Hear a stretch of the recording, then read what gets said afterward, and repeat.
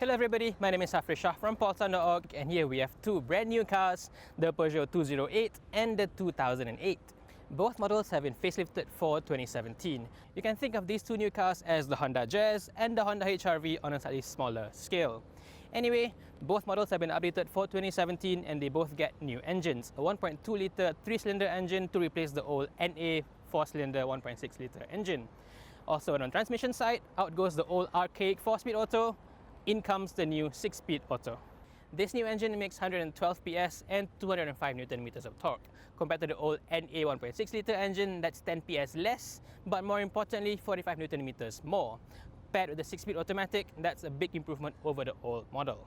Price-wise, that car goes for 90,000 ringgit, about the same as the Honda Jazz top spec, whereas this one is 110,000 ringgit. So it's about the same as a mid-spec HR-V.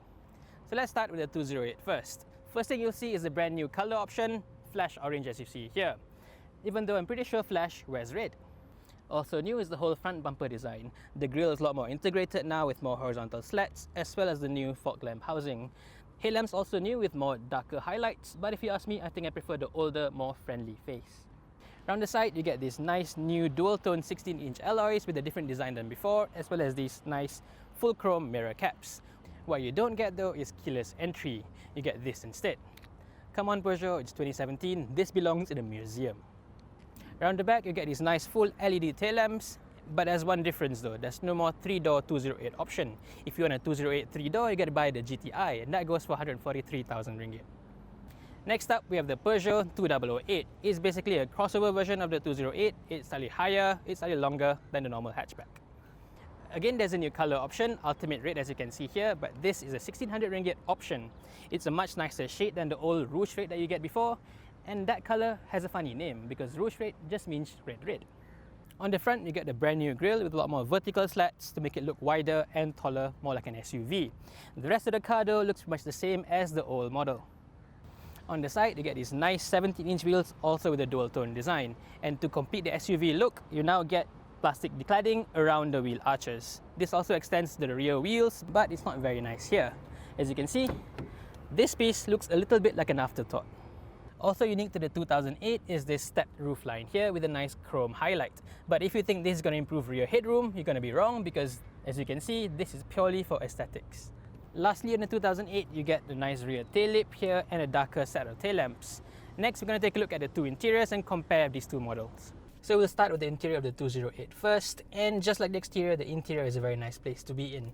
It's a very stylish car inside.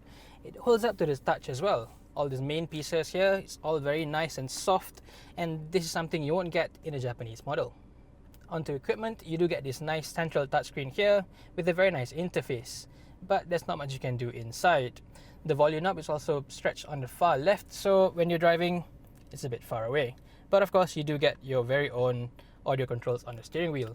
Down here, you get dual zone climate control, whereas the Jazz only gives you a single zone climate control. On the downside, down here, you only get very little cubby space, and even the cup holders are very small, so it only holds very small cans. On the whole, this car uses Peugeot's Cockpit Layout, and that means it has a very small steering wheel, a low set dashboard, and a high set instrument cluster. This has quite a few benefits. By moving the meters up above the steering wheel, you no longer have to look at the meters through the steering wheel, so that allows them to make the wheel even smaller.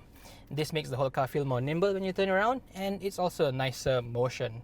The next benefit is visibility. As you can see, the whole dashboard is much lower down, so you get better view out of your surroundings. The newer modern cars, they usually have very bulky dashboards, so it's all set high up, limiting your view. In this car, however, everything is lower down. Even the shoulder line here is quite down low. It's much lower than my own shoulder line here. One common problem that we've been getting from readers is that by sitting properly, you cannot see the meters. But to me, it's not really a problem. Sitting properly, yeah, I can see the meters just fine. I think it's those who sit like this. Yeah, I can't see the bottom of the meters. But you know, for those people who sit like a normal person, it's fine. On the downside, this screen here used to be a nice color screen in the pre-facelift version, but they've changed it to a monochrome unit instead. Not cool. As for the speakers, it's a non-branded 6-speaker setup, whereas in Europe you can get an optional JBL unit. It doesn't sound very good, and you cannot upgrade them either because that might void your warranty. And let's not forget the tiny glove box. You can barely fit a can of drink in there, and this is because a very lazy conversion from left-hand drive to right-hand drive by Peugeot. As for the rear seat space, as you can see, I barely fit behind my own sitting position, and I'm not the tallest person around, as you know.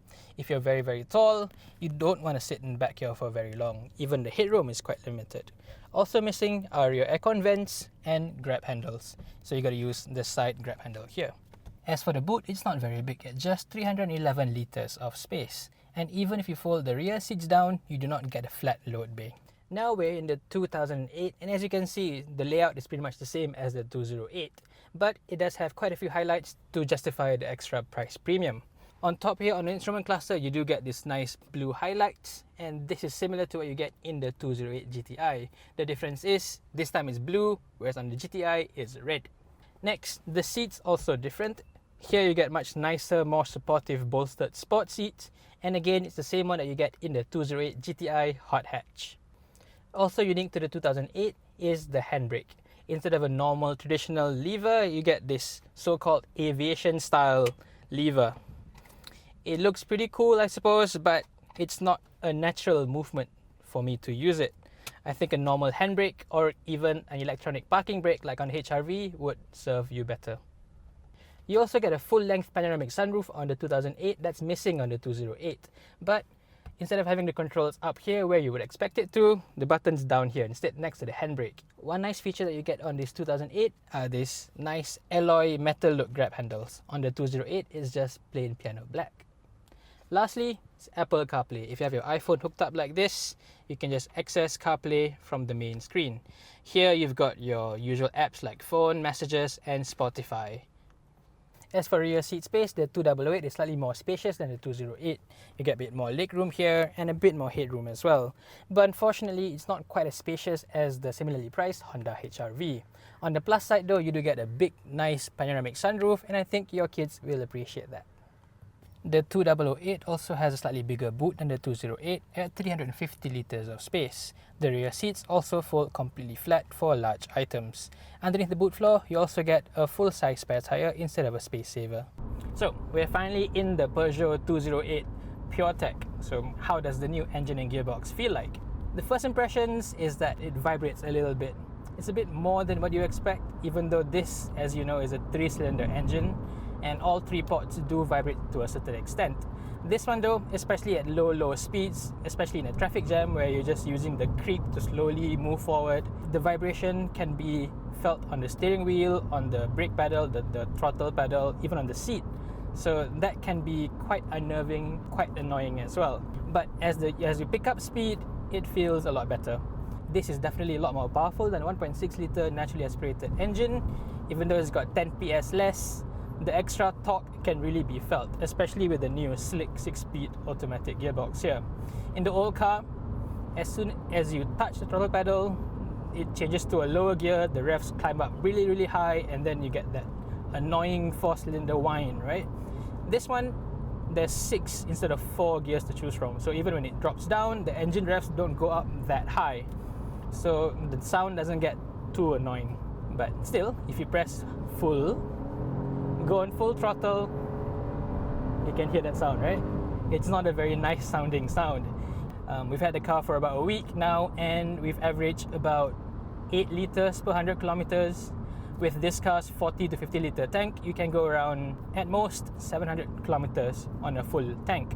But on a small car like this, that's decent. Not outstanding, but decent. As for the handling itself, the small steering wheel, like I said before, does give it that extra feel of being nimble, but it's not a especially good handling car. You really need that GTI for that. So you still get a little bit of understeer, a little bit of clumsiness, a little bit of instability when you go fast. Peugeots are known to be comfortable, and this one really proves that point. I feel it's more comfortable than a comparable Honda Jazz, for instance, but as you go faster, you can feel that the damping perhaps is not quite enough for Malaysian roads. As you go on very wavy undulations on the highways, you can feel that its damping is a little bit lacking. So for absolute comfort, you really want the bigger car, the 2008. Next, we're going to drive that car, see how that feels. So now we're in the 2008, and between the two, it's this car that needed the extra performance in the old model. The old 1.6 litre engine, you really have to mash the throttle down really hard to get any sort of performance going. This one, despite it being a tiny 1.2 litre 3-cylinder engine with its turbocharger, all you need is half throttle and the torque really pushes you along very nicely.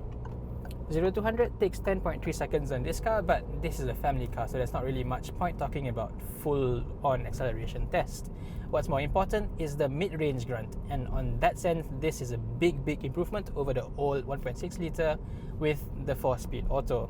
The 6-speed auto here, it's not the best, it's not the fastest shifting transmission around, but it does the job fairly well. On to comfort, this car rides much higher than the 208 and the suspension has much more travel. So this car is a lot more comfortable compared to the 208. It just absorbs bumps much better, and because of the damping settings, it's much more suited to Malaysian roads where it absorbs the bumps and undulations on the highways much better. But it's precisely because of this bias towards comfort that this is not as good handling car as the 208. You definitely get a lot more understeer, a lot more tire screech at lower speeds compared to the 208. So overall, if you're the sort of person who goes out looking for nice roads out on weekends, you gotta get the 208. But if you're more family oriented, you want your kids to be in the back in much better comfort, it's the 2008 that you want. So that's about it for the Peugeot 208 and the 2008 facelift here in Malaysia. On the whole, the new engine really is much better than before. It's more powerful and more economical than before. It's just that the 3-cylinder vibration may be a bit too much for some people. Overall though, these two are very comfortable, very stylish cars, but perhaps not quite as practical as the Honda equivalents, the Honda Jazz and the Honda HR-V. But if you ask me though, I think I'll go for the better looking option. This is me, Shah from Paulson.org. Thank you for watching.